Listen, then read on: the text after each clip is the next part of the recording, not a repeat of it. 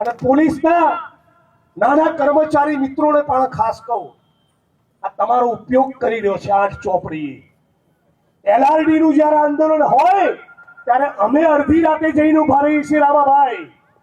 Fix પગાર outsourcing કોન્ટ્રાક્ટની નાબૂદીની વાત હોય તો અમે લડીએ છીએ નાના કર્મચારીઓ માટે. પોલીસ કોન્સ્ટેબલ ભાઈઓ ઉપર કોઈ પ્રશ્ન આવે તો વિધાનસભામાં કોંગ્રેસ પાર્ટી અને અમે લોકો તમારા માટે લડીએ છીએ. તમે મહેરબાની કરીને 8 ચોપડી પાસના હાથા ના બનતા. એમને સવાલ પૂછજો કે તમારા પોલીસ કોન્સ્ટેબલ ભાઈઓના વેલફેરના નાણાં કોના ગજવામાં જાય છે, એનો હિસાબ તમને નહીં આપે. તમે સવાલ પૂછો કે કેમ આઈપીએસ અધિકારીઓનો ગૃહ વિભાગ સાથે મળીને કોન્સ્ટેબલ હેડ કોન્સ્ટેબલ ભાઈઓનું યુનિયન અને સંગઠન બનાવવા દેતા નથી. મારી વિરુદ્ધ રેલી કરવાથી, જિગ્નેશભાઈ મુર્દાબાદના 2-4 નારા લગાવવાથી તો મારી તો પેટનું પાણી ના લે યાર. તમને હજી મારો જીગરો ખબર જ નથી. 8 ચોપડી હું 1 વર્ષ માટે મારી પાર્ટી મૂકી દઉં ચાલ, અને તું બી 1 વર્ષ માટે તારી પાર્ટી મૂકી દે, અને પછી નીકળી હિન્દુસ્તાનની સડકો પર તો ખબર પડે મારી શું હેસિયત છે અને તારી શું ઓકાત છે. 8 ચોપડી આ તો 1500-2000 બિચારા પોલીસ કોન્સ્ટેબલ મિત્રો, એનો પરિવાર હેડક્વાર્ટરમાં રહેતો હોય, એની કાનબટ્ટી ઉપર બંદૂક મૂકીને જાઓ ને તો સસ્પેન્ડ કરીશ, જાઓ નહીં તો તમારી ટ્રાન્સફર કરી. એમ બિચારા ગરીબ સામાન્ય ખેડૂતના દીકરા જે લોકરક્ષક બને, કોન્સ્ટેબલ બને, હેડ કોન્સ્ટેબલ બને, એને દબાઈ દબડાઈને એની પર પાવર કરીને મારી વિરુદ્ધ રેલી કરાવો છે. મૂર્ખ, તારું ચણોય નહીં આવે. તું જે મને પૂરો ઓળખતો નથી, અને તું છે શું? ઉપરમાં તારા જે આકાઓ બેઠા છે એનું ફોલ્ડર છે, ફોલ્ડર. અને હું પીડિત શોષિત વંચિતોનો અવાજ છું. અને નેતા એ ગુજરાતની જનતા અને ગુજરાતના પીડિત શોષિત વંચિતોએ બનાવ્યો છે. અને સાંભળી લેજો ભારતીય જનતા પાર્ટીના મિત્રો, કબીર સાહેબે કહ્યું છે, માટી કહે કુંભાર से तू क्या रोंदे मोहे, एक दिन ऐसा आएगा मैं रोंदूंगी तोहे. તમારો પણ વારો આ જન્મમાં નીકળવાનો છે. અને તમને એ પણ કહું મિત્રો, આ 1 દિવસની રીલ બનાવવા માટે કરેલો કાર્યક્રમ નથી. 1 દિવસના વિડીયોને વાયરલ કરાવવા માટે કોંગ્રેસ પાર્ટીએ કરેલો કાર્યક્રમ નથી. હવે કોંગ્રેસ પાર્ટી તરફથી આ સન્માનનીય મંચ અને આખા કોંગ્રેસ પરિવારનો સંકલ્પ છે કે ગુજરાતની બહેન દીકરીઓ માતાઓને વિધવા નહીં થવા દે. ગુજરાતના યુવાનોને ડ્રગ્સના રવાડે ચડવા નહીં દઈએ. ગૃહમંત્રી તરીકે તમારી જવાબદારી બનતી હતી પોલીસના મિત્રોને એ કહેવાની કે જિગ્નેશભાઈની વાત ખોટી નથી. જિગ્નેશભાઈને ફરિયાદ બહેનો અને માતાઓએ કરી હતી. એ બહેનો અને માતાઓએ મને કીધું કે જિગ્નેશભાઈ 5 વર્ષ સુધી અમે ફરિયાદો કરી છે કે અહીંયા દારૂ વેચાય છે, ડ્રગ્સ વેચાય છે, ગાંજો મળે છે, છતાં કોઈ અમારું સાંભળતું નથી. એટલો મારો બાટલો ફાટ્યો છે. હા, ડોક્ટર હાઉસની પાછળ બી વેચાય છે. કોઈ ઈડરમાં વેચાય છે? મોટેથી બોલો, ખબર પડે. ઈડરમાં વેચાય છે દારૂ? જુગારના અડ્ડા ચાલુ છે? પોલીસ સપ્તાહ ખાય છે? હા, નાના આ બી નાના ત્યાં સુધી કહું, એસએમસી ની જે રેડ પડે છે ને, આ પોલીસના મિત્રોને બી કહું, એસએમસી ની જે રેડ પડે છે એ વિકેટ કોની પાડે? ખાલી કોન્સ્ટેબલની, હેડ કોન્સ્ટેબલની, એએસઆઈની, પીએસઆઈની, અને બહુ તો કોઈ પીઆઈની વિરુદ્ધ કાર્યવાહી કરે, પણ કોઈ એસપીની સામે કાર્યવાહી કરતા નથી.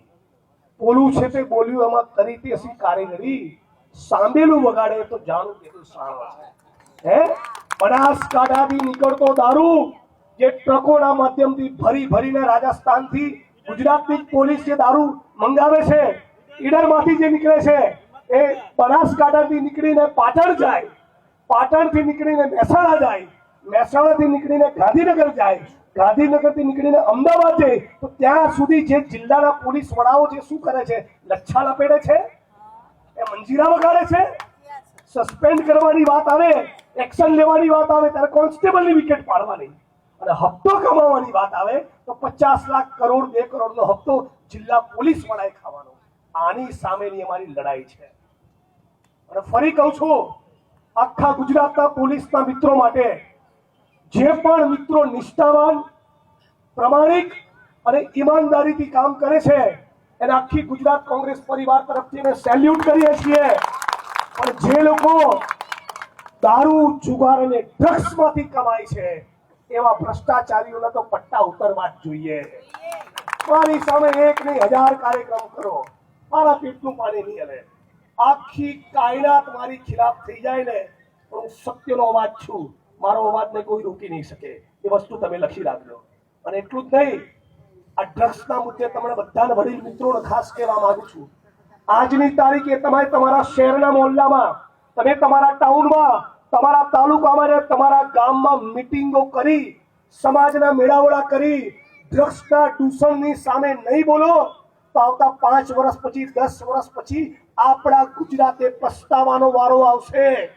અત્યારે જે ગરીબ બહેનો, ગરીબ પરિવાર કોન્સ્ટેબલોની પત્નીઓને, માતાઓને મારી સામે રોડ ઉપર ઉતારી, એ જ મારા ગુજરાતની બહેનના માતાઓ કહેશે કે જિગ્નેશભાઈ તમે સાચા હતા. આ જ બહેનો કહેશે આ મારો વિડીયો રેકોર્ડ કરીને રાખજો. એવા ડ્રગ્સ, કેમિકલના ખતરનાક કેમિકલ ડ્રગ્સ એવા આવી ચૂક્યા છે કે માણસ સોમ, મંગળ, બુધ, ગુરુ 4 દિવસ લે ને તો 5મા દિવસે પોતાની માનવ ગળાનો દોરો તોડીને પણ ડ્રગ્સ ખરીદવા જશે. એટલી ભયંકર પરિસ્થિતિનું નિર્માણ થયું. દારૂનું વ્યસન, દારૂની બધી કદાચ છૂટી જાય, તમે એનું રિહેબિલિટેશન કરો, પણ ડ્રગ્સની ચુંગાલમાં એકવાર માણસ ફસાયો પછી એ પતી ગયો. એ દીકરાને કે દીકરીને તમારે ભૂલી જવા પડશે. એટલા ખતરનાક આ ડ્રગ્સો છે. એટલે અત્યારે મને સોશિયલ મીડિયામાં અને મીડિયામાં બદનામ કરવાથી 2-4 દિવસની પબ્લિસિટી મળશે, પણ હર્ષભાઈ, ગુજરાતની આવનારી પેઢી અને વર્તમાન પેઢી સવાલ તો પૂછશે કે 2020 થી 2025 ની વચ્ચે આ ગુજરાતની અંદર ગાંધી અને સરદારના ગુજરાતમાં 2.5 લાખ કરોડનું ડ્રગ્સ આવ્યું ક્યાંથી? મિત્રો, સવાલ પૂછવાનું કે નહીં? કોઈક તો મંગાવતું હશે ને. તમારા ગામની અંદર ગોળનો રવો ખરીદનારું કોઈ હોય નહીં તો કોઈ ગોળ વેચવા આવે? તો મતલબ કે ગુજરાતની અંદર કોઈ ખરીદનારું છે. કોણ મંગાવી રહ્યું છે આ ગુજરાતની ધરતી પર ડ્રગ્સ? ક્યાંથી આવી રહ્યું છે ડ્રગ્સ?